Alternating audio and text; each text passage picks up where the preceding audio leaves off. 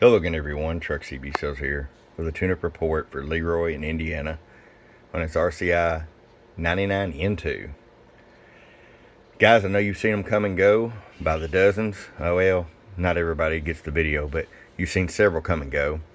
But those of you who haven't seen, this has an amp in the bottom. It's got a factory switch to turn it off, and 250 watt slug peak. Hello. Still do around 50 watts or so. 100 watt slug, hello, 20 bird. Flip it on, start with the RF power all the way down. Leroy, 100 watt slug. Now, I know you're probably not going to run amp with this, but I got it set at 5 watts all the way down, just in case you decide to run a decent size amp, you can. And 50 all the way up. Show your average power swing. 111. So it's slamming that scale. So let's go to 250 in average. Hello, 111. So about 115 average. Peak power, 250 watts slug. Hello, 250. I know you say you don't talk sideband, but there's sideband.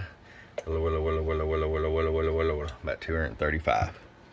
All right, Leroy, we're gonna get this up to you, man. I appreciate it. From your friend Truck at www.truckcbsales.com. Bum bum.